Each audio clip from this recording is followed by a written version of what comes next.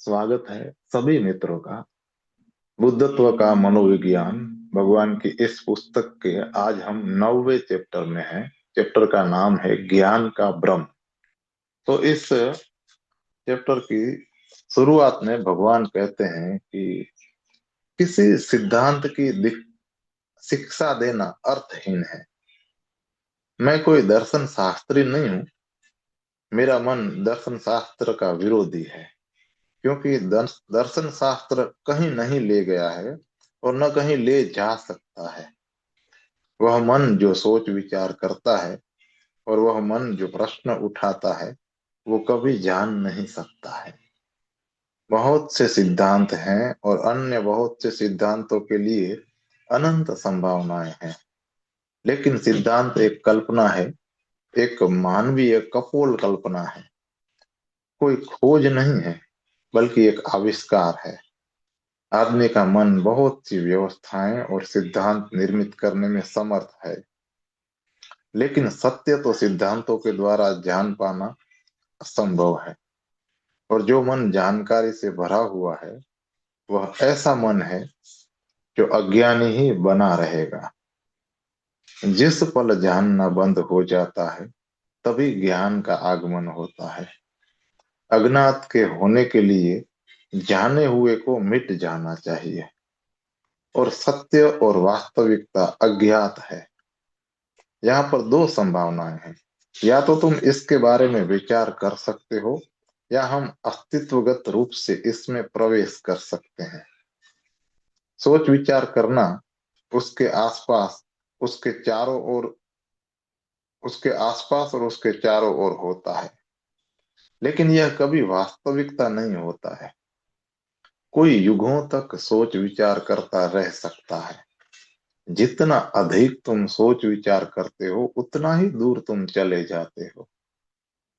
वह जो है यहीं और अभी है, और इसके बारे में विचार करना, इससे संपर्क खो देना है। इसलिए मैं क्या सिखाता हूँ? मैं असिद्धांतीय, अदर्शन शास्त्रीय, अपरिकल्पित अनुभव सिखा रहा हूँ। कैसे हुआ जाए, बस हुआ जाए। इस पल में मैं जो अभी और यही है, कैसे हुआ जाए? खुला हुआ और उपलब्ध, उसके साथ एक। इसी को मैं ध्यान कहता हूँ। तो साधक पूछता है कि भगवान, क्या आप सोचते हैं कि ज्ञान, परिकल्पित ज्ञान, सिद्धांत या नीति को अनुभव के साथ जोड़ पाना संभव है? क्या ऐसा हो सकता है कि दोनों ओर से प्रयास किया जाए और केवल एक ओर से नहीं? भगवान कहते हैं कि दोनों ओर से प्रयास किया जाना संभव नहीं है, क्योंकि वे दोनों परस्पर विरोधी दिशाएं हैं। तुम दोनों का एक साथ प्रयास नहीं कर सकते हो। साधक पूछता है कि क्या यह संभव नहीं है कि ज्ञान को निम्न स्तर पर रख दिया जाए, इसे अनुभव से निम्नतर माना जाए, लेकिन मानवीय मन की एक संभावना के रूप में इससे बाहर न रखा जाए? भगवान कहते हैं कि यह एक संभावना है। मानवीय मन की यह संभावना है, लेकिन एक संभावना जो हमें कपोल कल्पना में ले जा सकती है। साधक पूछता है कि अगर यह कल्पना हावी हो जाए तो? भगवान कहते हैं कि अगर यह सभी कुछ हो जाए, यह कपोल कल्पना में ले जाता है हमें। यह मन को वस्तुओं की कल्पना पर ले जाता है। यह स्वप्न की ओर ले जाता है। यह कल्पना की ओर ले जाता है। इसलिए दोनों संभव नहीं है। लेकिन एक बार तुमने सत्य को जान लिया, तो तुम ज्ञान का उपयोग इसकी अभिव्यक्ति के लिए कर सकते हो। लेकिन यह सत्य को उपलब्ध करने का माध्यम नहीं हो सकता है। ज्ञान सत्य को उपलब्ध करने का वाहन नहीं हो सकता है, किंतु जब सत्य जान लिया गया है, तो यह वाहन बन सकता है। यह संवाद के माध्यम के रूप में उसका वाहन बन सकता है। एक बार तुम किसी एक ऐसे व्यक्ति के साथ संवाद करना चाहो, अगर कुछ बांटना चाहो जो नहीं जानता है, तभी तुम्हारा ज्ञान, तुम्हारे शब्द, तुम्हारी भाषा, तुम्हारी नीतियां और सिद्धांत माध्यम बन सकते हैं। किंतु अब भी ये पर्याप्त नहीं है। अब भी ये असमर्थ माध्यम है, एक ऐसा माध्यम जो झूठा होने के लिए ही बाध्य है, क्योंकि वह कुछ ऐसा है जिसे अस्तित्वगत रूप से जाना गया है, उसे पूरी तरह से अभिव्यक्त नहीं किया जा सकता है। तुम केवल संकेत कर सकते हो, तुम इसकी प्रतीकात्मक अभिव्यक्ति कर सकते हो, लेकिन तब प्रतीक चला जाता है, प्रतीक का संवहन हो जाता है और अर्थ पीछे छूट जाता है। जो भी मैंने जान लिया है, जिस पल में इसे अभिव्यक्त करता हूँ, शब्द तुम तक पहुंच जाता है, लेकिन अर्थ पीछे छूट जाता है। एक शब्द जो मुर्दा है, एक अर्थ में अर्थहीन ही है, केवल ऊपर ऊपर से अर्थपूर्ण है, क्योंकि अर्थवत्ता तो स्वयं के अनुभव से आती है। इसलिए ज्ञान अभिव्यक्ति का माध्यम बन सकता है, लेकिन उपलब्धि का, आत्म साक्षात्कार का साधन नहीं बन सकता है, और दोनों एक साथ नहीं चल सकते हैं। जानने वाला मन अवरोध है। वह मन जो ज्ञान के संदर्भ में विचार करता है, रुकावट बन जाता है। यह रुकावट बन जाता है क्योंकि जब तुम जान लेते हो, तब तुम विनम्र नहीं रह पाते हो। जब तुम ज्ञान से भर जाते हो, तो तुम्हारे भीतर अज्ञात को ग्रहण करने के लिए कोई स्थान नहीं होता है। इसलिए मन को खाली, शून्य, एक गर्भ की तरह, एक ग्राहकता, एक पूर्ण ग्राहक भाव दशा में होना चाहिए, जिसके पास कोई जानकारी न हो, जान लेने की कोई अभिवृत्ति न हो। जहां तक सत्य का, अस्तित्वगत सत्य का संबंध है, तुम अपने अभी के ज्ञान के साथ वहां जी नहीं सकते हो। तुम्हें संचित ज्ञान को इनकार कर देना चाहिए, क्योंकि यहाँ पर बहुत सी चीजें हैं। पहली, कि ज्ञान तुम्हारा अतीत है। यह वह है जो तुमने जाना है। यह तुम्हारी स्मृति है। यह तुम्हारा संचय है। यह तुम्हारे स्वामित्व में है। यह संचय अवरोध बन जाता है। वह तुम और उस नए के बीच में जो तुम तक आ रहा है, ये बीच में आ ही जाता है। इसे नकारना पड़ेगा। इस ज्ञान को तुम्हारे और अज्ञात के बीच में नहीं आना चाहिए। तुम्हें अज्ञात के प्रति खुला होना चाहिए, और तुम खुले हुए केवल तब हो सकते हो जबकि तुम अपने में, अपने अज्ञान में विनम्र हो जाओ। इसलिए अपने अज्ञान के प्रति सजग हो जाओ, लगातार सजग बने रहो। लगातार इस बात के प्रति सजग बने रहो कि अब भी कुछ जिसे जाना नहीं गया है, और मेरे उस कृत्य के, उस अज्ञात के बीच जानकारी को कभी नहीं आना चाहिए। लेकिन वह मन जिसने स्मृतियों, सूचनाओं, शास्त्रों, सिद्धांतों, मतों, संप्रदायों पर स्वयं को आधारित कर रखा है, वह अकेंद्रित हो जाता है, विनम्र नहीं होता है। जानकारी तुम्हें विनम्रता नहीं देती है।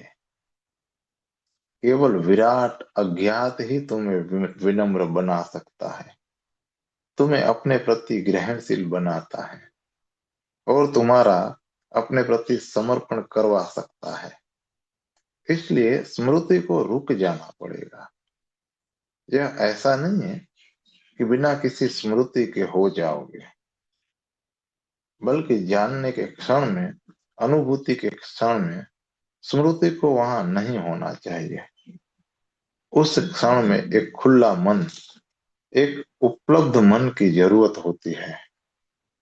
खालीपन के इस क्षण में मेडिटेशन है। खालीपन के इसी क्षण में ध्यान है।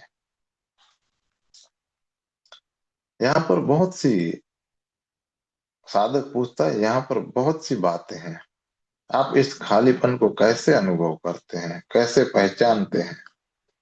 प्रत्येक व्यक्ति के लिए इस प्रकार के अनुभव को कर पाने की संभावना है, जिसको आप हमें ज्ञान के माध्यम से बता रहे हैं। सिद्धांत का प्रति सिद्धांत, ज्ञान को संवाद की भांति प्रयोग करना, और खतरनाक ढंग से, जैसा कि आपने इसे बताया है, शब्दों के पीछे से शून्य मन का सत्य समझना। आप इसका साक्षात कैसे कर सकते हैं? क्या इसको शब्दों में समझाना संभव है? भगवान कहते हैं कि जानकारी के नकारात्मक अर्थ भी निकल सकते हैं।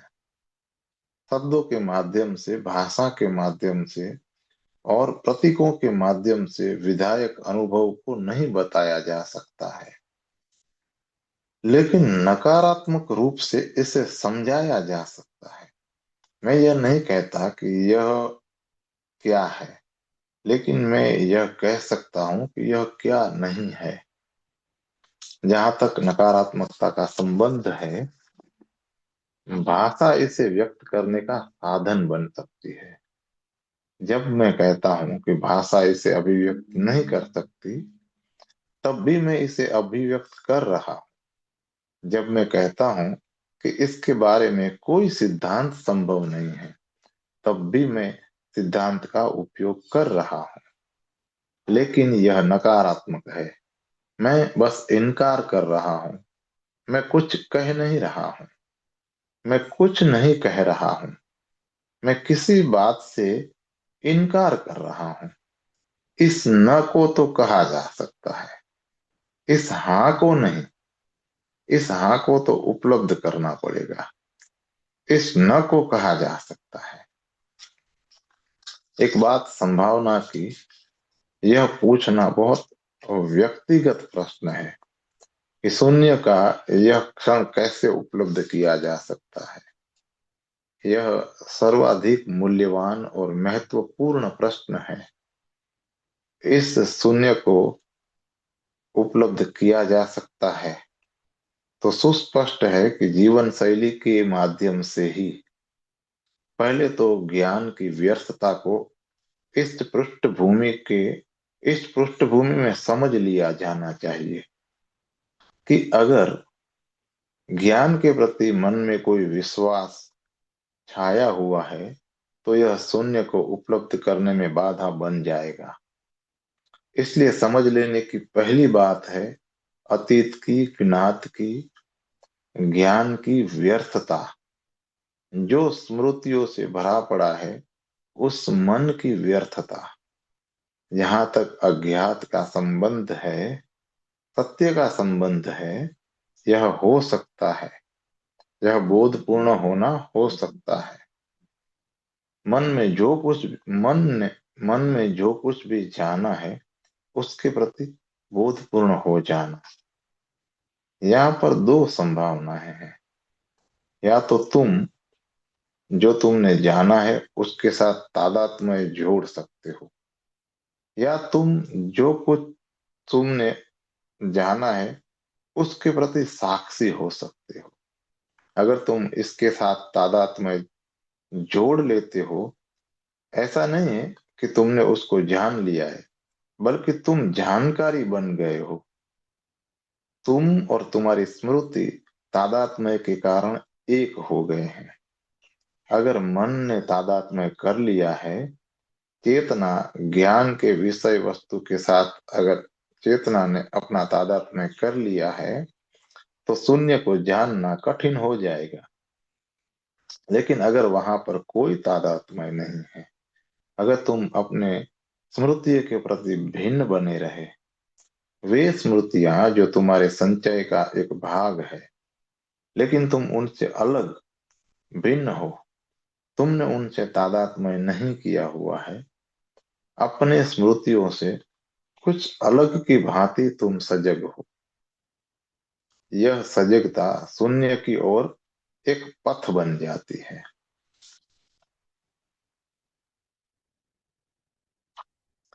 जितना अधिक तुम सजग होते जाते हो, उतना अधिक तुम अपने ज्ञान के प्रति साक्षी हो जाते हो। जितना कम तुम जानकार होते हो, उतनी ही कम संभावना है कि तुम्हारा अहंकार जानने वाला मालिक बन जाए। अगर तुम अपनी स्मृतियों से भिन्न हो, और व्यक्ति भिन्न है ही, तो स्मृतियां एक प्रकार से एकत्रित धूल की तरह हो जाती हैं। वे अनुभवों के माध्यम से आई हैं और हमारे मन का आधारभूत भाग बन गई है।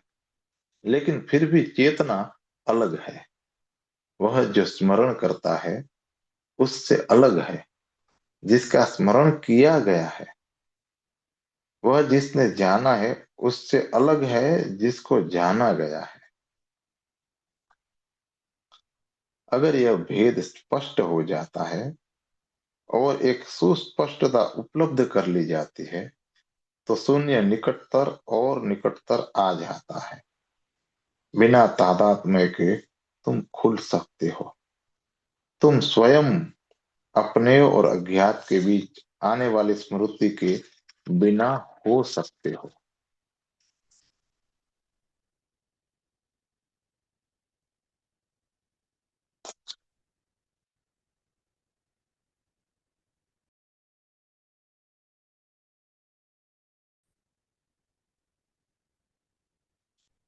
शून्य को उपलब्ध किया जा सकता है, लेकिन इस शून्य को निर्मित नहीं किया जा सकता है। अगर तुम इसे बनाते हो, तो यह तुम्हारे पुराने मन, तुम्हारे पुराने ज्ञान द्वारा बनाए जाने के लिए बाध्य होगा। इसलिए यहाँ पर कोई विधि नहीं हो सकती है, क्योंकि कोई विधि केवल तुम्हारी संचित सूचना से ही आ सकती है। और शून्य को विकसित करने के लिए कोई अगर विधि होगी, तो यह तुम्हारे पुराने मन के सातत्य में होने के लिए बाध्य है। यह कोई ऐसा अनुभव नहीं होगा जो उसके सातत्य में न हो। और नए अज्ञात को तुम तक एक सातत्य के रूप में नहीं आना चाहिए, बल्कि एक सातत्य विहीन अंतराल के रूप में आना चाहिए। केवल तभी तुम तुम्हारी जानकारी से परे हो सकते हो। इसलिए इस तरह की कोई विधि नहीं हो सकती है। कोई विधि विज्ञान नहीं हो सकता है। केवल एक समझ, केवल सजगता हो सकती है कि जिसको मैंने एकत्रित किया है उससे मैं अलग हूं। यह समझ कि जिसको मैंने एकत्रित किया है उससे मैं अलग हूं, अगर इसे समझ लिया गया है, तो शून्य को विकसित करने की कोई जरूरत नहीं है। लेकिन चीजें घटित हो जाएंगी। मेरा तादात्म्य नहीं है, इसलिए मैं ही शून्य हूं। अब इसे निर्मित करने की कोई जरूरत नहीं है। और कोई शून्य को निर्मित नहीं कर सकता है, क्योंकि बनाया गया शून्य शून्य नहीं होगा। यह तुम्हारी रचना होगी। और तुम्हारी रचना कभी शून्यता, रिक्तता या खालीपन नहीं हो सकती है। यह वह आकाश नहीं हो सकती है जो अनंत है, क्योंकि मेरी रचना, तुम्हारी रचना एक सीमित रचना होगी, कुछ ऐसी कि जिसमें सीमाएं हैं। मैंने इसे बनाया है। शून्य को मुझ तक आना चाहिए। मैं केवल एक ग्राहक हो सकता हूँ, और इसलिए मैं केवल एक नकारात्मक ढंग से तैयार हो सकता हूँ। तैयार इस अर्थ में कि मैंने ज्ञान के साथ तादात्म्य बनाया हुआ नहीं है। तैयार इस अर्थ में कि जो कुछ मैंने जान लिया है उसकी निरर्थकता और उसकी अर्थहीनता को मैं समझ गया हूं।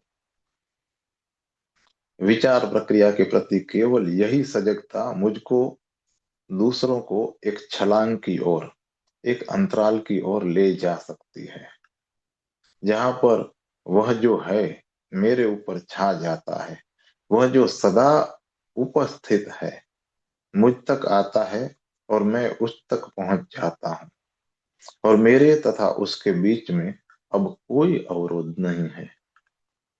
अब यह एक अनंत क्षण एक शाश्वतता, एक असीम बन गया है। लेकिन जिस क्षण तुमने इसको जान लिया है, फिर से तुम इसको ज्ञान में रूपांतरित कर दोगे। फिर से यह तुम्हारी स्मृति का आधारभूत भाग बन जाएगा। फिर से यह खो जाएगा। इसलिए कोई कभी कह नहीं सकता है कि मैंने जान लिया है। अज्ञात सदा अनजाना बना रहता है। कोई इसे कितना ही जान ले, अज्ञात वैसा ही बना रहता है। इसका आकर्षण, इसका सौंदर्य, इसका खिंचाव, इसकी पुकार में कोई परिवर्तन नहीं होता है। इसलिए जानने की प्रक्रिया शाश्वत है। कोई कभी उस बिंदु पर नहीं आ सकता है जहां पर वह कह सके कि मैं पहुंच गया हूं। और अगर वो कोई यह कहता है तो वह स्मृति के जाल में, जानकारी के ढांचे में दोबारा फंस जाता है और उसका अंत भी बन जाता है। जिस क्षण कोई जानकारी का दावा करता है, यह उसकी मृत्यु का क्षण है। जीवन रुक जाता है, क्योंकि जीवन सदा से अज्ञात की ओर है। सदा और सदा, पार और पार। धार्मिक व्यक्ति को जानने का अर्थ उस व्यक्ति को जानना नहीं है जो ज्ञान का दावा करता हो। वह व्यक्ति जो ज्ञान का दावा करता है, वह धर्मशास्त्री हो सकता है, दर्शन शास्त्री हो सकता है, लेकिन उसके पास एक धार्मिक मन कभी नहीं हो सकता है।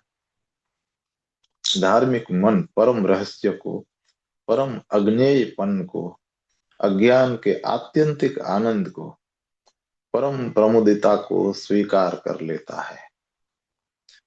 इस क्षण को निर्मित नहीं किया जा सकता है।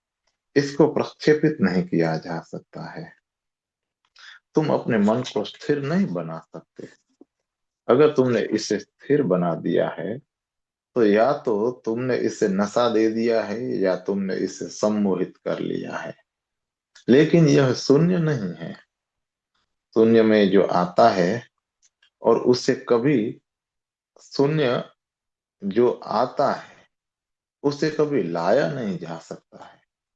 इसलिए इस अर्थ में मैं कोई विधि नहीं सिखा रहा हूं कि विधियां, तरकीबें और नीतियां होती है। मैं कोई शिक्षक नहीं हूं।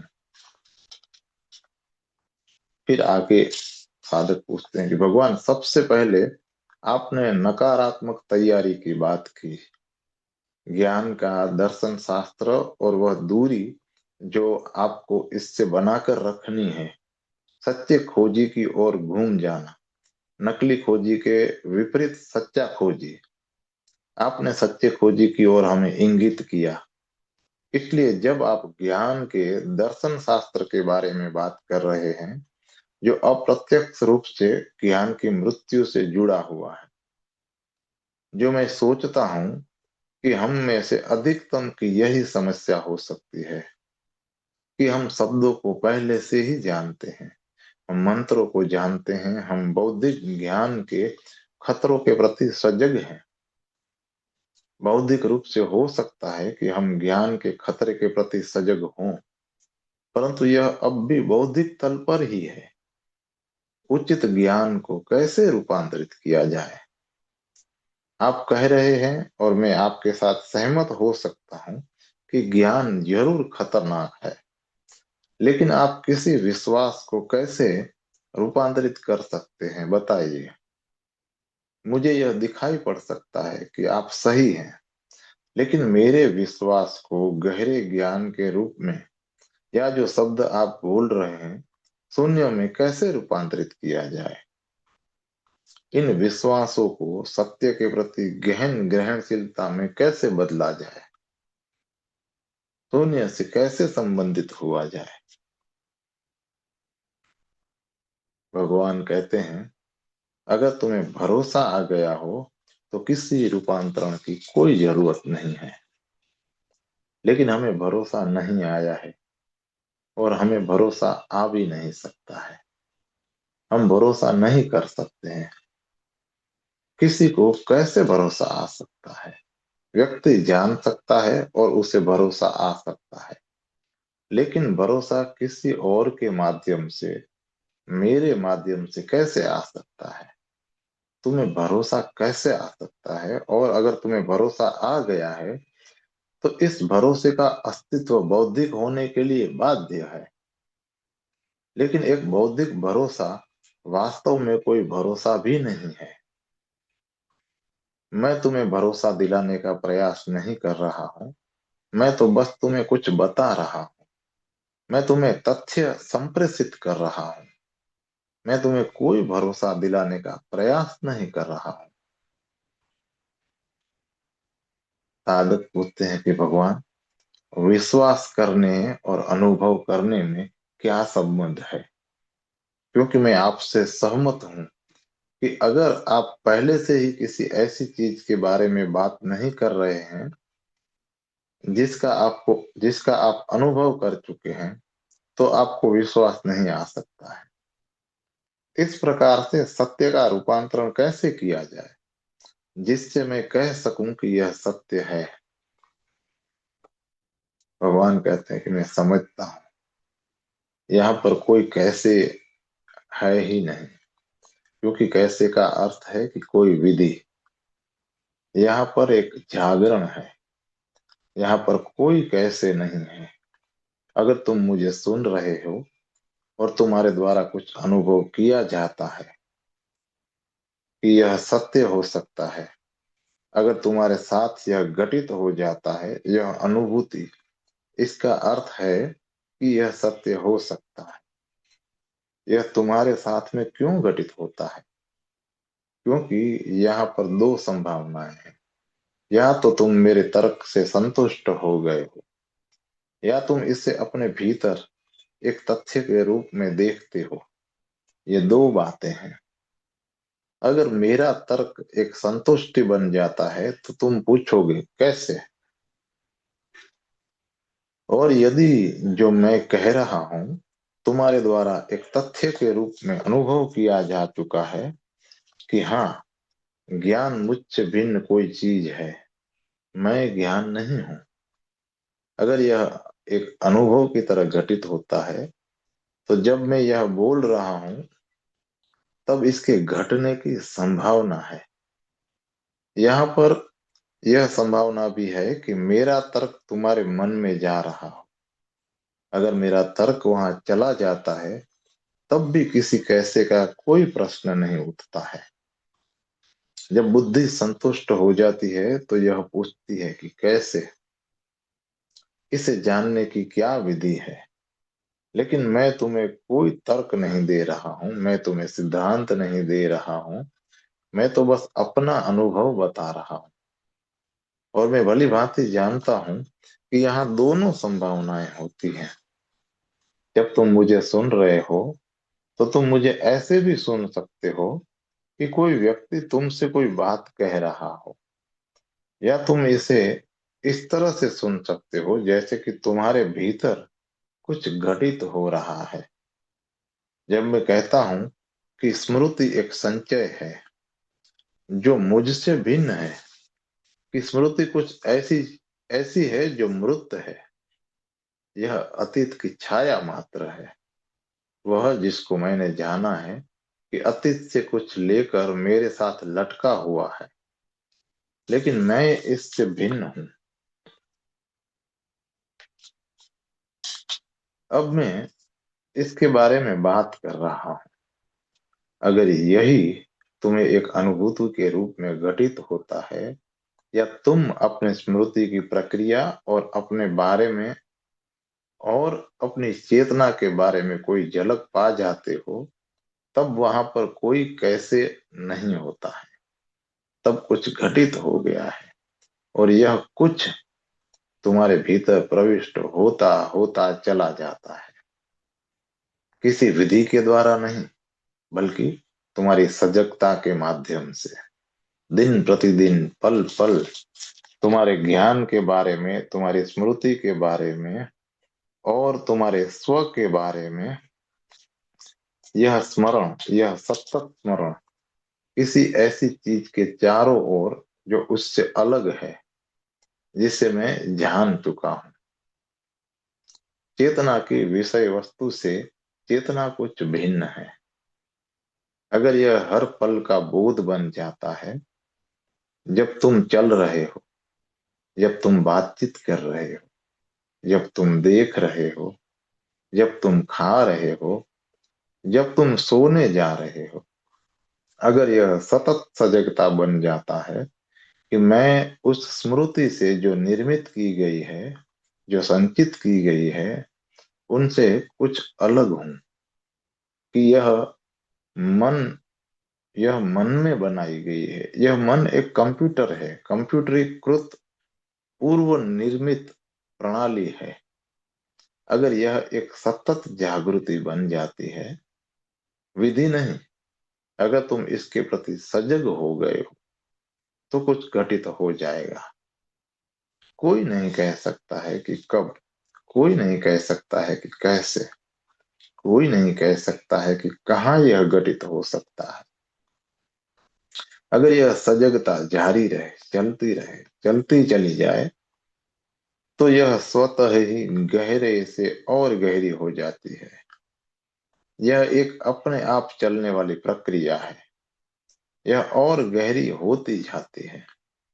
बुद्धि से यह तुम्हारे हृदय में चली जाती है, और बुद्धिमत्ता से यह तुम्हारे भाव मन पर चली जाती है। चेतन से यह धीरे धीरे अवचेतन में चली जाती है। किसी दिन तुम पूरी तरह से जागे हुए होते हो, कुछ घटित हो गया है, विकास की भांति नहीं, बल्कि एक तथ्य के स्मरण की सही उत्पत्ति के रूप में। किसी कपोल कल्पना, सिद्धांत, नीति, उपाय के कल्टीवेशन या संवर्धन से नहीं, बल्कि भीतर के एक तथ्य, भीतर के विभाजन के प्रति जाग जाने से, जो तुम्हारे भीतर कुछ गहराई तक चला गया है। जब यह क्षण आता है, तो पूरी तरह से अप्रत्याशित, अज्ञात, एक विस्फोट की तरह आता है, और विस्फोट के उस क्षण में तुम पूरी तरह से खाली हो। तुम नहीं हो। तुम्हारा होना अब मिट चुका है। वहां कोई बुद्धि नहीं है, वहां कोई तर्क नहीं है, वहां कोई स्मृति नहीं है। वहां पर बस सरल चेतना है, न कुछ के प्रति चेतना, और उस न कुछ में उसका साक्षात है। उसी न कुछ में उपलब्धि है, उसी न कुछ में ज्ञान है, लेकिन नितांत भिन्न अर्थ में ज्ञान। अब वहां जानने वाला कोई नहीं है। अब वहां जाना गया भी कुछ नहीं है। वहां पर बस सरल प्रवाहमान ज्ञान है। केवल जानने का अस्तित्व है, और यह एक अस्तित्वगत बात है, और इसको बताया नहीं जा सकता है। ना कुछ में क्या है, वह ना कुछ कैसा है, इसे कहा नहीं जा सकता है। लेकिन इसके सिवाय सभी कुछ कहा जा सकता है। निसंदेह यह कहना नकारात्मक होगा, क्योंकि अंतरतम, वह सर्वाधिक यथार्थ, वह परम, उसके बारे में बात नहीं की जा सकती है। केवल उस ओर का पथ, प्रक्रिया को बताया जा सकता है, और उस प्रक्रिया की एक विधि के रूप में कल्पना नहीं की जा सकती है, क्योंकि विधि का अभ्यास करना पड़ता है। स्मरण का अभ्यास नहीं किया जा सकता है। या तो तुम्हें याद है, या तुम्हें याद नहीं है। तो साधक पूछते हैं कि भगवान, जैसा कि मुझे समझ में आया है कि सजगता के द्वारा अनुभूति, जब आप नकारात्मक रूप से इसे वर्गीकृत करते हैं या इसे परिभाषित नहीं करते, लेकिन नकारात्मक रूप से संकेत कर देते हैं, तो सच्चे अनुभव से विचारों का हटा देने से क्या परिणाम होता है। कभी कभी आप योग का उल्लेख करते हैं। क्या आप इस प्रकार के किसी अभ्यास को करते हैं, या आप उसे करने का निर्देश देते हैं, या यह पूरी तरह से अंतरात्मा की खोज का एक ढंग है? क्या आप सोचते हैं कि एक विशिष्ट प्रकार की जीवन शैली या जीने का कोई विशेष ढंग इसकी उपलब्धि या इस और विकास के लिए आवश्यक है?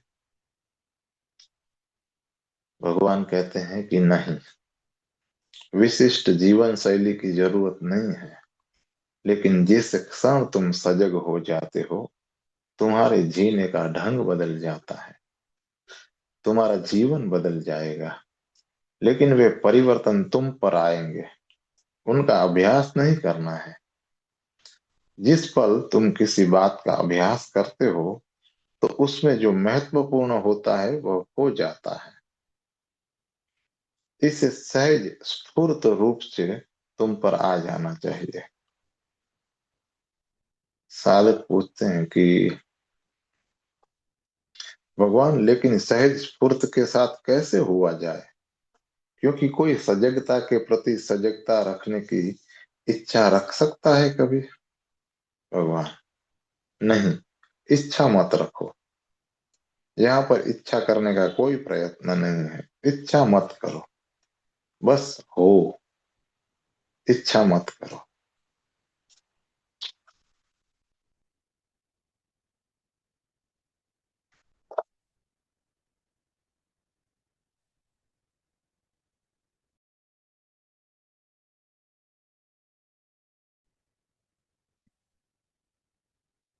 तो साधक कहता है कि नहीं, क्योंकि आप कह रहे हैं कि इच्छा करना उससे विपरीत बात है। यह शब्दों में विरोधाभासी होगा ऐसी राय दे देना कि अगर तुम ना कुछ को चाहते हो तो उसकी इच्छा मत करो। इसलिए मैं आपसे पूरी तरह से सहमत हूँ। लेकिन क्या थोड़ा थोड़ा करके जानते रहना और ना कुछ को पा लेना ठीक होगा? बिना उसकी इच्छा या चाहत के और बिना कुछ भी किए?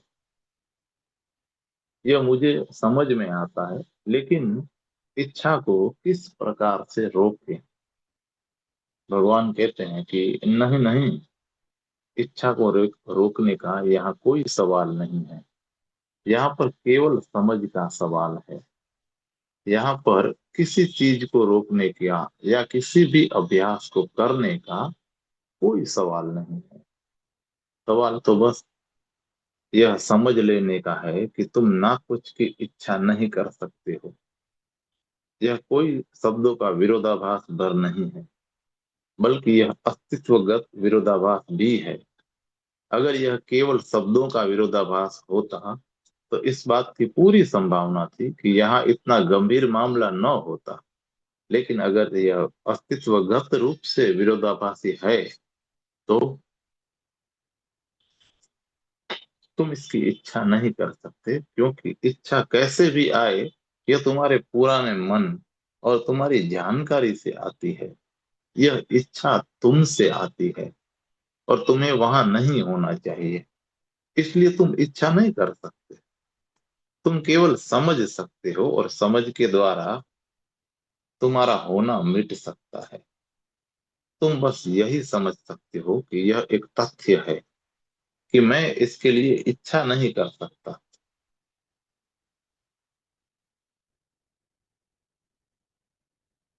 कि मैं इसके लिए अभिप्सा नहीं कर सकता, मैं उसको चाह नहीं सकता। वह सब कुछ जो मैं कर सकता हूँ वह है मैं क्या हूं के प्रति सजग होना। अगर मैं इसके प्रति सजग हो जाऊं कि मैं क्या हूं, तो मैं दो बातों के प्रति सजग हो जाता हूँ। एक, जो मैं सोच रहा था कि मैं हूं वह मैं नहीं हूं। और दो, यह मैंने कभी नहीं जाना था। जब मैं अपने प्रति, जैसा मैं इस क्षण में था, सजग हो गया, तो वहां एक बंटवारा, एक अलगाव, एक विभाजन घटित हो जाता है। मेरे भीतर के कुछ के प्रति मैं तादात्म्य में रहित हो जाता हूँ। तब वहां पर दो होते हैं, मैं और मेरा। यह मेरा जो है वह स्मृति है, वह मेरा मन है, और वह मैं जो है वो चेतना है, वह मैं आत्मा है। इसलिए मुझे कुछ नहीं करना है। मुझे जो मैं इस क्षण में हूं उसके प्रति सजग हो जाना है, बिना किसी विधि के, बस सजग। कोई तुम्हारे पास आ सकता है और वह तुम्हारी छाती पर छुरा रख सकता है, और उस क्षण के एक छोटे से अंश में तुम सजग हो जाते हो उसके प्रति जो है। उसकी कोई विधि नहीं है। तुम नहीं पूछते हो कि मैं इसके प्रति सजग कैसे हो सकता हूँ। तुम बस परिस्थिति के प्रति सजग हो जाते हो, और उस क्षण में वहां पर कोई ध्यान नहीं है। उस क्षण में वहां पर अमन है। उस क्षण में वहां पर कोई मैं नहीं है। उस क्षण में मैं है और वह छुरा है, और वह परिस्थिति है, और बीच में कहीं कुछ नहीं है। लेकिन यह क्षण एक सेकंड के एक भाग के लिए रहता है, और फिर भीतर आ जाता है और कार्य करने लगता है कि अब क्या किया जाए। खतरे के क्षणों में कभी कभी तुम सहज स्फूर्त रूप से सजग हो जाते हो, और इस बात की पूरी संभावना है कि इसी के कारण खतरे में आकर्षण हो जाएगा। तब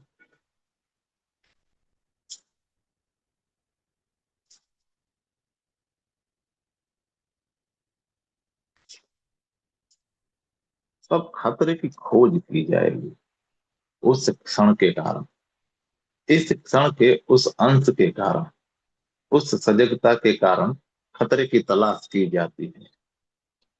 अगर तुम मुझे सुन रहे हो और इस बारे में नहीं सोच रहे हो कि बाद में क्या किया जाना है, बल्कि बस मुझे सुन रहे हो, तो कुछ समय बाद तुम सजग हो जाते हो। और यह मत पूछो कि कैसे, क्योंकि एक असंभव बात है यह। जो मैं कह रहा हूं उसके प्रति एक आंतरिक प्रक्रिया की भांति सजग हो जाओ। तब तुम इसे देखते रहो। तब यह एक विश्वास बन जाता है, मेरे तर्क के माध्यम से नहीं, बल्कि एक तथ्य के, तुम्हारे द्वारा किए गए स्मरण के माध्यम से। तुम्हें मुझे सुनना चाहिए, और साथ ही साथ अपने अंतर मन को भी सुनना चाहिए। यह प्रक्रिया पूरे समय चलती रहनी चाहिए। जो मैं कह रहा हूँ वह तुम्हारे मैं का भाग बन बन रहा है। यह तुम्हारे मैं का भाग बन रहा है। यह तुम्हारी जानकारी का भाग बन रहा है। यह जानकारी पूछेगी कि रूपांतरण कैसे हो। यह जानकारी और अधिक जानकारी की मांग करेगी, कैसे के बारे में, विधि के बारे में। और अगर कोई विधि बता दी जाती है तो वह भी तुम्हारी जानकारी का हिस्सा बन जाती है। तुम्हारा मैं मजबूत हो जाएगा। यह और अधिक जानकार बन जाएगा। मेरा जोर तुम्हारे मैं पर नहीं है। मैं तुम्हारे मैं से बात नहीं कर रहा हूँ। अगर तुम्हारा मैं बीच में आ जाता है तो वार्तालाप संप्रेषण नहीं बन सकता है। यह बस एक वार्तालाप है, एक परिचर्चा है। यह कोई संवाद नहीं है। यह संवाद बन जाता है अगर वहां पर कोई मैं न हो। यदि तुम वहां पर हो नहीं, अगर तुम अपने मैं के माध्यम से यहाँ पर नहीं हो, तब वहां कैसे का कोई प्रश्न नहीं उठता है। जो मैं कह रहा हूं वह यह है कि या तो इसे एक सत्य की भांति देखा जाए। जो मैं कह रहा हूं वह यह है कि या तो इसे एक सत्य की भांति देखा जा सकेगा, या असत्य की भांति। या तो एक तथ्य के रूप में, या किसी भी अनर्गल सिद्धांत के रूप में। यह एक तथ्य है तो कुछ घटित हो चुका है। अगर यह एक कपोल कल्पना पर है तो इसका कोई प्रश्न ही नहीं उठता है। इसलिए मेरी रुचि तो बस एक स्थिति को निर्मित करने में है, या तो बोलकर या मौन के द्वारा, या तुम्हें इस प्रकार से शिक्षित करके ऐसी स्थिति निर्मित कर देनी है जहां तुम्हारा मैं किसी प्रकार से बाहर आ जाए। तुम्हारा मैं बाहर निकल आए। तुम्हारा मैं तुम्हारे मेरे को पार कर ले। इसलिए मैं अपने मित्रों के साथ जो कर रहा हूं वह है अनेक स्थितियां निर्मित करने का प्रयास। किस प्रकार की स्थितियां? साधक पूछता है, भगवान आप किस प्रकार की स्थितियां निर्मित करने का प्रयास कर रहे हैं? भगवान कहते हैं कि यह भी एक प्रकार की स्थिति है, यह भी एक तरह की स्थिति है। मैं तुमसे असंगत बातें कर रहा हूँ, बेबूझ बातें, क्योंकि मैं कुछ उपलब्ध करने के लिए यहाँ कह रहा हूँ और फिर भी किसी विधि से इनकार कर रहा हूँ। यह बात असंगत है। अब मैं कुछ कह रहा हूँ और फिर भी यह कह रहा हूँ कि इसे नहीं कहा जा सकता है, जो कि एक असंगत बात है। तो साधक पूछते हैं कि लेकिन क्या यही एकमात्र, यही संभव उपाय है? भगवान कहते हैं कि हाँ, यही एकमात्र संभव उपाय है।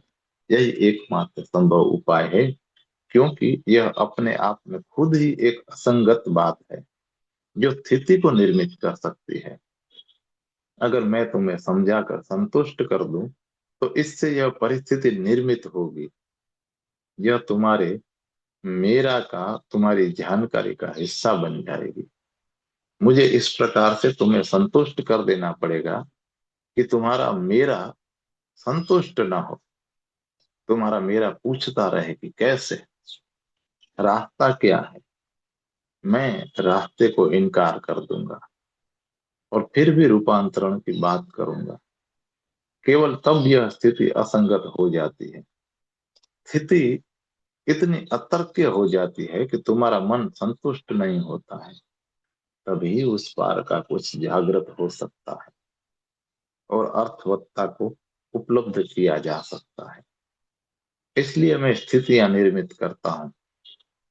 सारे समय में स्थितियां निर्मित कर रहा हूँ। जैसे कि किसी बौद्धिक व्यक्ति से परिचित होता हूँ तो बौद्धिक व्यक्ति के लिए असंगतता ऐसी स्थिति होनी चाहिए।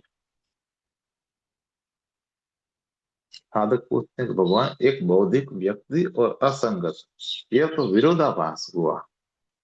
भगवान कहा कहते हैं नहीं, वह एक संभावना है, वह एक संभावना है। उसमें एक आकर्षण होना ही चाहिए, उसमें अभिरुचि उत्पन्न होना चाहिए। गैर बौद्धिक व्यक्ति के साथ असंगतता में कोई अर्थ नहीं है, उसे कुछ और आकर्षित करेगा। इसलिए यह व्यक्ति व्यक्ति के साथ अलग अलग होता है। जब कोई व्यक्ति मेरे पास आता है, इसका अर्थ है कि अगर मैं उससे प्रेम करता हूं तो उसे असंगत परिस्थिति में डाल दिया जाता है, जिससे कि वह सजग हो जाता है। हम केवल तभी सजग होते हैं जब कुछ असंगत घटित हो गया हो, कुछ ऐसा जिसे सातत्य में न रखा जा सके, कुछ ऐसा जिससे एक अंतराल निर्मित हो ही जाए, कुछ ऐसा जो झकझोरने वाला हो, उलझाने वाला है। इसीलिए कि यह उलझन एक उलझन को तुम्हारे लिए, इसीलिए कि यह उलझन एक उलझन जो तुम्हारे लिए उलझन है, हो सकता हो मेरे लिए या किसी और के लिए उलझन ना हो। मुझे बुद्ध के जीवन की एक घटना याद आती है कि एक सुबह कोई उनसे पूछता है कि क्या ईश्वर है? मैं विश्वास करता हूँ, मैं विश्वासी हूँ और मैं सर्वशक्तिमान ईश्वर में भरोसा करता हूँ। बुद्ध ने इससे पूरी तरह इनकार कर दिया और कहा कि ईश्वर नहीं है, कभी कोई ईश्वर नहीं था और उसके होने की कोई संभावना भी नहीं है। तुम कैसी व्यर्थ की बेतुकी बातें कर रहे हो। वह व्यक्ति हक्का बक्का रह गया। लेकिन अब स्थिति निर्मित हो गई। दोपहर के बाद एक और व्यक्ति बुद्ध के पास आता है और कहता है कि मैं नास्तिक हूँ, मैं किसी ईश्वर में विश्वास नहीं करता हूँ। क्या कहीं कोई ईश्वर है? आपका क्या कहना है? बुद्ध कहते हैं केवल ईश्वर है, उसके सिवाय किसी और का अस्तित्व ही नहीं है। वह व्यक्ति हक्का बक्का रह जाता है। लेकिन वह भिक्षु जो सदा बुद्ध के साथ रहा करता है और भी अधिक हक्का बक्का रह गया, क्योंकि उसने दोनों उत्तर सुने थे। वह समय की तलाश में रहता है कि जब बुद्ध अकेले हो तो उसकी जिज्ञासा शांत हो सके। अब वो भिक्षु बेचैन है। सुबह बुद्ध ने कहा कि कोई ईश्वर नहीं है। दोपहर के बाद कहा कि केवल ईश्वर है। शाम को एक तीसरा व्यक्ति आता है। बुद्ध से पूछता है कि मैं अज्ञानी हूँ। मैं न तो विश्वास करता हूँ और ना ही अविश्वास करता हूँ। आप क्या सोचते हैं, ईश्वर है या नहीं? बुद्ध चुप रहे। वह व्यक्ति चौंक गया, लेकिन वह भिक्षु और भी अधिक हक्का बक्का हो गया। उस रात वह भिक्षु, जिसका नाम आनंद था, बुद्ध से पूछता है कि हे बुद्ध, कृपया पहले मुझे उत्तर दें। आपने मेरा परम सत्य छीन लिया है। मैं मुसीबत में पड़ गया हूँ। इन असंगत उत्तरों से आपका क्या आशय है? ये विरोधाभासी उत्तर। बुद्ध कहते हैं कि उनमें से कोई भी उत्तर तुम्हें नहीं दिया गया था। तुमने उन्हें क्यों ले लिया है? वे उत्तर उन व्यक्तियों के लिए दिए गए थे जिन्होंने उन्हें पूछा था। तुमने क्यों सुन लिया है? उस भिक्षु आनंद ने कहा, आप मुझे और भी अधिक उलझन में डाल रहे हैं। मैं आपके साथ था, इसलिए मैंने दोनों उत्तरों को सुन लिया है, लेकिन इन उत्तरों ने मुझे उलझन में डाल दिया है। बुद्ध ने किया तो अब बुद्ध ने कहा, तो अब मैं सोने जा रहा हूँ। अपनी उलझन में बने रहो। यही तुम्हारे लिए उत्तर है। एक परिस्थिति निर्मित की जा सकती है, यहाँ पर यही संभावना है। एक परिस्थिति निर्मित की जा सकती है। जैन फकीर उसे अपने निजी ढंग से निर्मित करता है। वह तुम्हें दरवाजे से बाहर धक्का दे सकता है या तुम्हारे चेहरे पर चांटा मार सकता है, और एक स्थिति निर्मित हो जाती है जो असंगत है। तुमने कुछ पूछा है और वह कुछ और उत्तर देगा। कोई पूछता है कि मार्ग क्या है, और जैन फकीर उत्तर दे देता है। यह उत्तर मार्ग से जरा भी संबंधित नहीं होता है। वह कहता है कि नदी को देखो या वृक्ष को देखो, यह कितना ऊंचा है, या जरा पत्तियों को देखो, कैसे वे धूप छान रही है। यह असंगत है। मन हमेशा सातत्य खोजता है। यह असंगतता में भयभीत हो जाता है।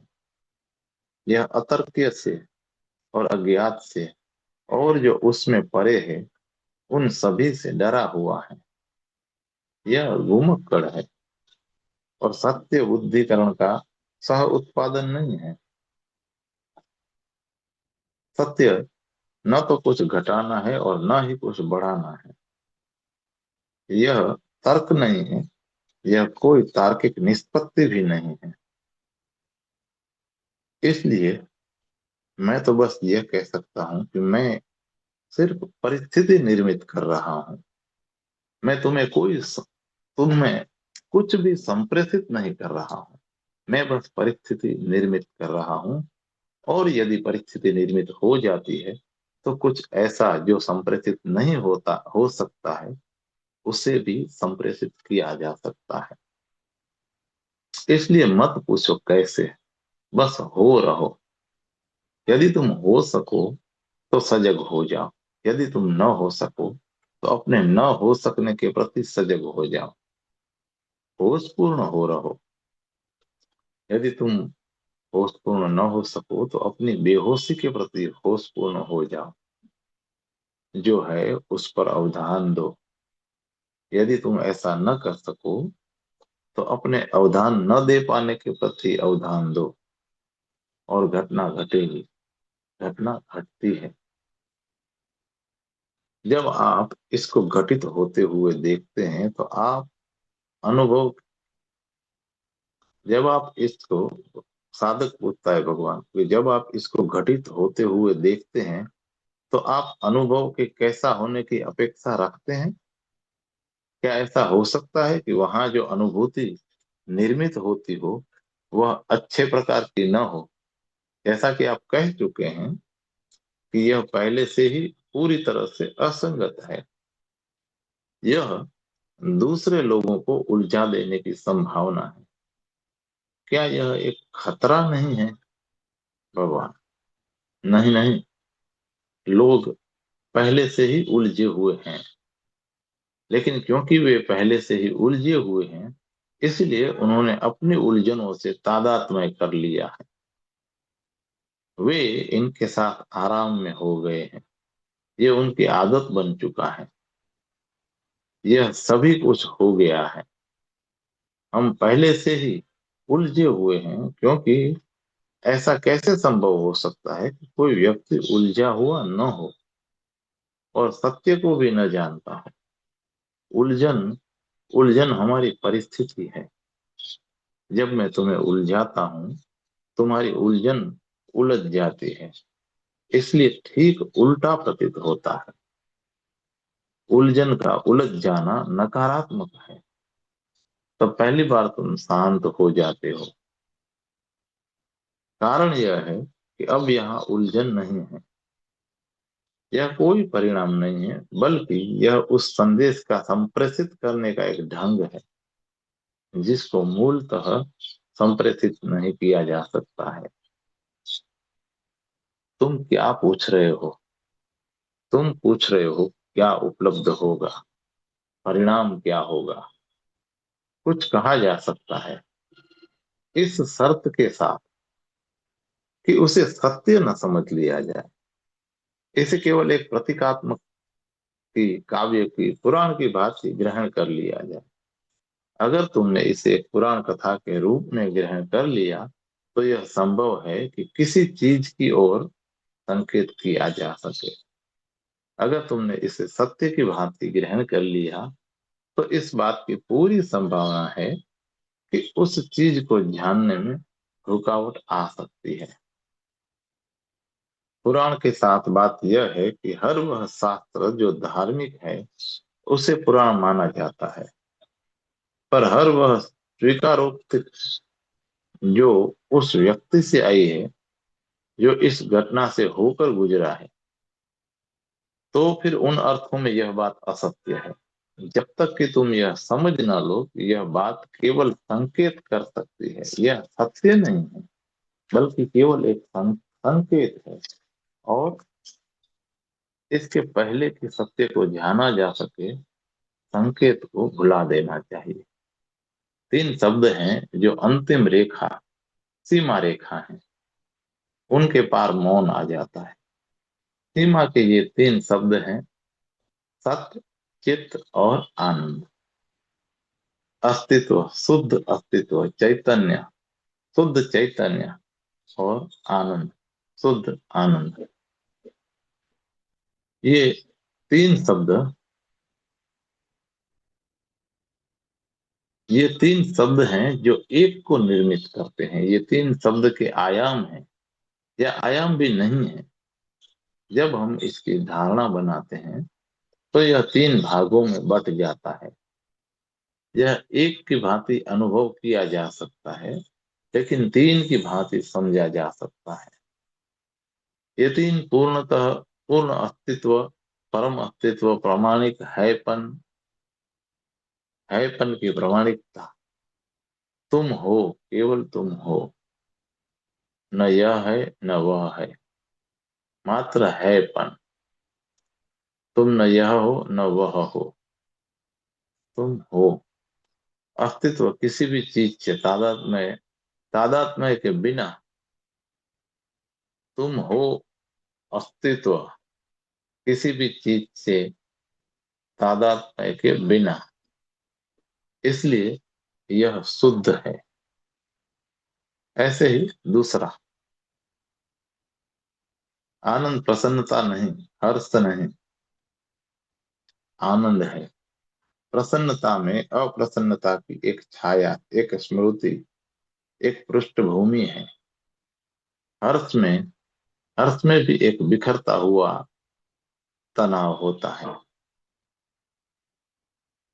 आराम नहीं, लगातार बना रहने वाला तनाव, जिससे कम होने के लिए बाहर निकलना ही पड़ता है।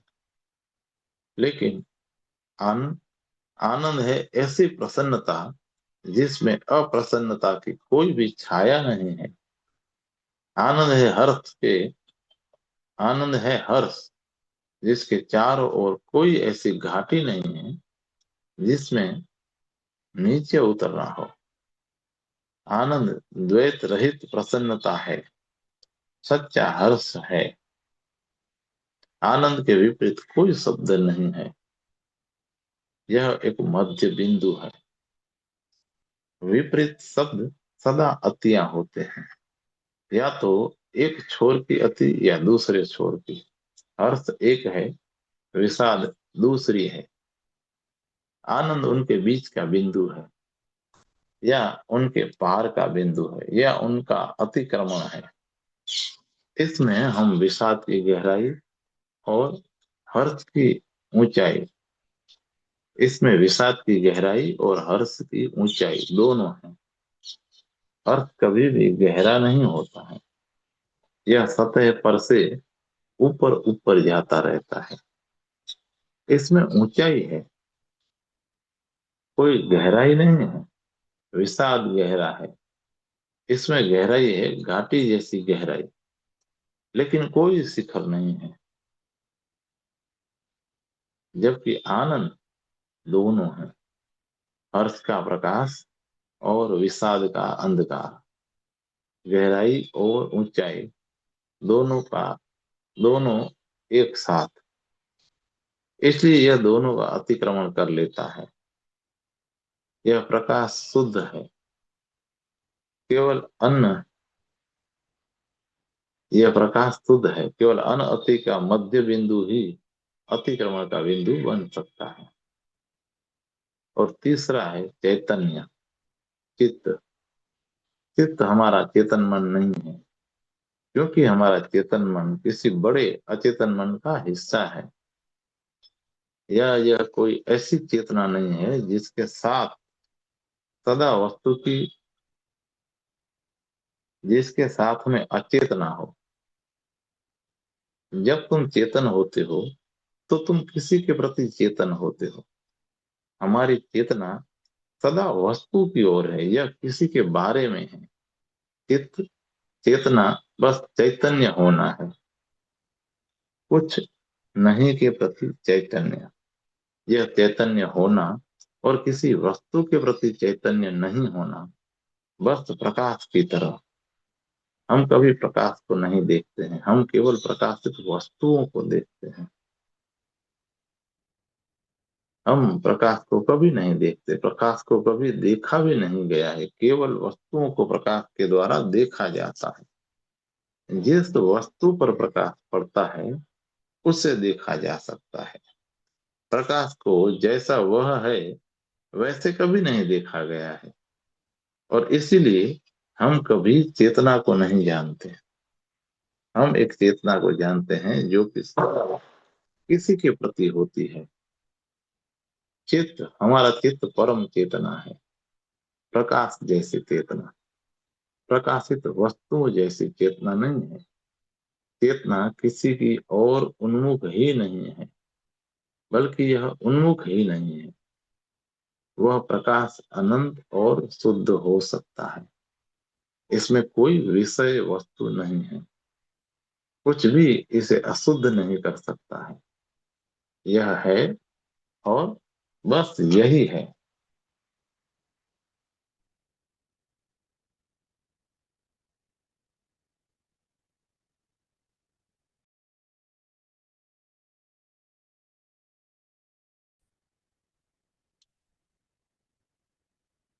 ये तीन शब्द, सत चित आनंद, ये शब्द सकारात्मक हैं। तो ये सीमा रेखा के शब्द हैं। यह वह अधिकतम बात है कि जिसे कहा जा सकता है, लेकिन यह अल्पतम है कि जिसकी अनुभूति की गई हो।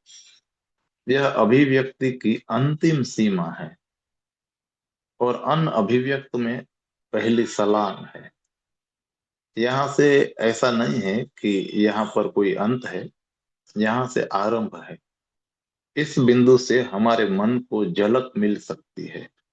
यह झलक भी हमारे संसार की, हमारी जानकारी की और हमारे मनों की होती है। तो यह अभिव्यक्ति है, वास्तविकता नहीं है। अगर इसे याद रखा जा सके तो कोई हानि नहीं पहुंचती है, लेकिन हमारा मन इसे भूल जाता है और यह अभिव्यक्ति सत चित्त आनंद एक सच्चाई बन जाता है। तो हम इसके चारों ओर सिद्धांत और नीतियां निर्मित कर लेते हैं और मन फिर बंद हो जाता है। तब वहां कोई छलांग नहीं लगती है। यह दुर्भाग्य से भारत में घटित हो गया है। इस देश में सारी परंपरा इन तीन शब्दों के चारों ओर बना दी गई है। सारे उपनिषद, सारे वेदांत, सारे सांख्य, ये सभी इन तीन शब्दों के चारों ओर हैं। और ये सीमा के शब्द हैं, मन की सीमा रेखा के। इसलिए वास्तविकता सतचित आनंद नहीं है। यह तो वास्तविकता तो उसके भी पार है, लेकिन शब्दों से कितना कुछ कहा जा सकता है। तो इसे एक रूपक की भांति समझना चाहिए। सारा धार्मिक साहित्य एक रूपक है। कुछ कहा गया है और उसके शब्द का रूप दिया गया है, उसका शब्दीकरण कर दिया गया है, जिसे आत्यंतिक रूप से शब्दों द्वारा नहीं बताया जा सकता है। मैं तो सदा इन शब्दों का उपयोग एक पुराण कथा के रूप में करते हुए भी डरता हूँ, क्योंकि जिस पल मन जान लेता है कि क्या होने वाला है, वह तुरंत सिद्धांत निर्मित करने लगता है। यह उसकी अभिलाषाएं करने लगता है, यह उसकी चाह मांग और इच्छा करने लगता है। जब यह सत्य चित्त आनंद को चाहता है, जब यह सत्य चित्त आनंद की मांग करता है, तो ऐसे शिक्षक हैं जो इस मांग की पूर्ति करते हैं। इसमें मंत्र तंत्र उपाय विधियां आ जाती हैं और इन सभी के शिक्षक हैं। हर मांग की पूर्ति कर दी जाएगी। निरर्थक मांग की पूर्ति निरर्थकता से होगी। असंगत मांग की पूर्ति असंगतता से होगी। इस तरह से सारे धर्म शास्त्र और सारी गुरु परंपराएं निर्मित हो जाती हैं। इसलिए व्यक्ति को सारे समय इस बात के प्रति सजग रहना पड़ेगा कि वह परम को चाहत की वस्तु न बना ले, उसे वस्तु की तरह पाने की इच्छा न बना ले, उसे दूर की कोई चीज न बना ले कि जिसे उपलब्ध किया जाना है और जहां पर यात्रा करनी है।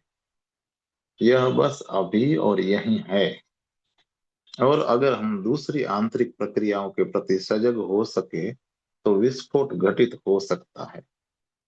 यह पहले से ही पास में है, यह हमारे निकटतम है, लेकिन हम बहुत दूर चले जाते हैं।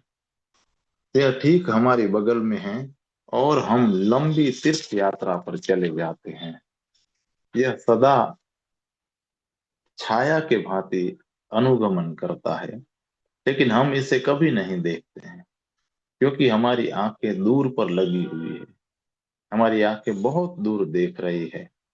हम सदा दूर की कामना किए रहते हैं। अगर व्यक्ति होना हो जाता है और इच्छा मिट जाती है, जीवन वर्तमान में होना बन जाना चाहिए। लाओ त्सु का एक वचन है कि खोजो और तुम देखो, तुम खो दोगे, मत खोजो और पालो। वह जो खोजता है वह दूर चला जाता है। वह व्यक्ति जो है और खोज नहीं रहा है, वो पास में ही पा लेता है। पास में भी कहना असंगत है, क्योंकि पास में भी दूरी है। यह मैं है, पड़ोसी भी नहीं है, बल्कि खुद घर का मालिक है। पड़ोसी भी दूरी पर है। यह तो आतिथेय है और आतिथेय बाहर चला गया है। यह चैप्टर यहीं पे पूरा होता है दोस्तों। हम आगे 10वें चैप्टर की ओर बढ़ते हैं।